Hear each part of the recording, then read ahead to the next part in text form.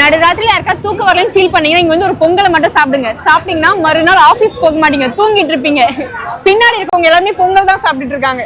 இந்த ஒரு கடைக்கு நடு ராத்திரி போனாலுமே அவ்வளவு கூட்டமா இருக்கும். அதுல இங்க மானாவரே சீஸ் போட்டு சீஸ் கார தோசை கிடைக்கும் பாருங்க.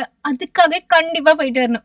திருமங்கலம் மெட்ரோக்கு வெளியே இருக்க இந்த சத்யா ஃபுட்ஸ் ஈவினிங் 5:30 இருந்து ஏர்லி மார்னிங் 3 மணி வரைக்கும் எப்ப போனாலுமே ஃப்ரெஷ்ஷா சுட சுட கண்ணு முன்னாடி போட்டு கொடுப்பாங்க. நம்ம பிசிபிளாபாத் சாப்பிட்டுருப்போம், ஆனா இங்க பிசிபிளாபாத்ல வடை மாதிரி ஒண்ணு ஃப்ரை பண்ணி போட்டு நல்லா மிக்ஸ் பண்ணி கொடுப்பாங்க.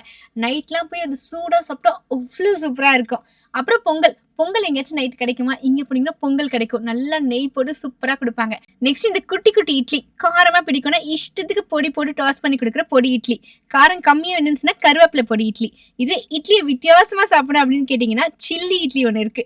லைட்டா ஃப்ரை பண்ணி அவங்க ஸ்பெஷல் சாஸ்ல போட்டு டாஸ் பண்ணி கொடுப்பாங்க. அவ்வளவு சாஃப்டா சாப்பிட பன்னீர் மாதிரியே இருக்கும். தோசையில பாத்தீங்கன்னா நிறைய மசாலா வச்சு கொடுக்குற மஷ்ரூம் மசாலா தோசை, இல்லாட்டி அந்த சீஸ் கார தோசை சொன்னேன்ல, அது ட்ரை பண்ணி பாருங்க. தோசை இட்லி பொங்கல் எது வாங்கினாலுமே அவங்க ஸ்பெஷல் சட்னி ஒண்ணு கொடுப்பாங்க. அது செம்ம யூனிக்கா இருக்கும். இது தவிர ஜெயின் சாம்பார் கூட இங்க அவைலபிளா இருக்கு. லாஸ்ட் இந்த ரைஸ் பவுல் ஜீரா ரைஸ் கூடவே பன்னீர் பட்டர் மசாலா இல்லாட்டி காஜு மசாலா வந்துடும். அதோட காம்போ ரொம்ப சூப்பரா இருந்துச்சு. சொன்னா நகர்ல நைட் சாப்பிட்ற மாதிரி பிளான் இருந்தா கண்டிப்பா இங்க ட்ரை பண்ணி பாருங்க. உங்களுக்கு பிடிக்கும். மறக்காம ஃபுடீஸ் ஃபைண்டிங்ஸ் ஃபாலோ பண்ணுங்க.